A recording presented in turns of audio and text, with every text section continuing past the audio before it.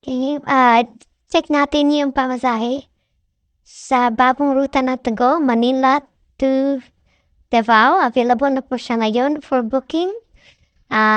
It's check June 1, kasi may promo sila ngayon na from May to December ay 199 base fare lang yung pamasahe. Okay, so from Manila, Davao, June 1, let's try the Mega Value Accommodation. Ang halaga ng ticket ay umabot sa 1,492.31. That's the total amount that you will be paying. 1,492 only, Manila, Davao.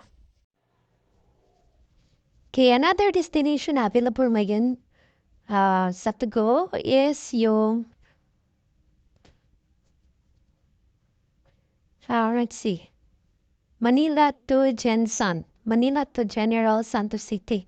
So, i-check natin yung June 1 na pamasahe for Manila to General Santos.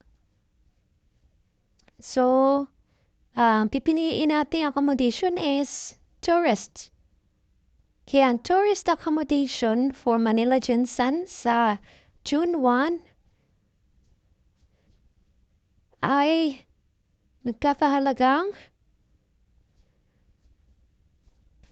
let's see, so Manila Gensan. Check natin ulit sa June 1 or June 8 or June 15. Pwede din. Yun ang schedule ng Manila Gensan. Okay, check natin ulit.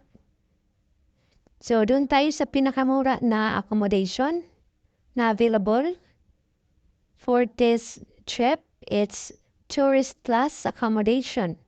The ticket is only 2,038. Okay, yun lang po ang pinakamababa para sa Manila Gensan na ruta. Check natin yung ibang date. Let's see if may mahanap tayo na mura. So, check natin yung July. Manila Gensan para sa July na biyahe. Ang pamasahe for tourist class, wala yatang economy para sa biyahe na ito. It's the same 2,038. So, meron din silang bagong ruta na Cagayan, Butuan. So, i-check natin din kung magkano. Sa Mega Value Accommodation, ang halaga ng ticket ay 974 only. So, that's Cagayan to Butuan City. Okay, now let's try Davao to Iloilo. Ang bagong ruta din yan. Davao to Iloilo. Let's check June 10. Ang pamasahe ng Davao to Iloilo sa Tugo sa June 10 ay check natin yung pinakamura na accommodation.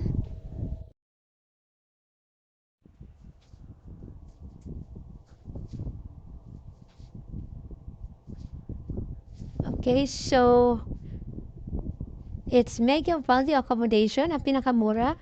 Sa biyahe na ito, it's only 1,661.8. Okay, napakamura lang. Now, let's try another trip na bago sa Tubo. Gensan to Iloilo.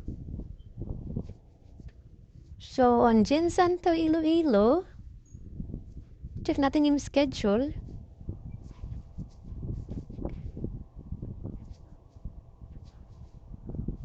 So, every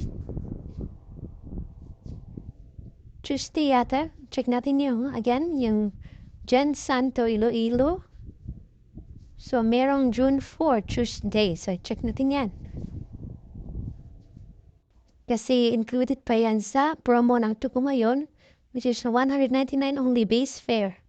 That's base fare excluding, wala pang, di pa kasali yung mga taxes and other fees. So, ang Gensan to Iloilo for June 4, para sa pinakamura na accommodation ay Mabot lang sa 1,675.68. For your bookings, you may go directly to travel.togo.com.ph. Paalala, ang promo na ito ay hanggang April 30 only. So you can go directly and book from that to-go website. The 199 pesos is the base fare only. Hindi pa po included yung mga taxes and other fees.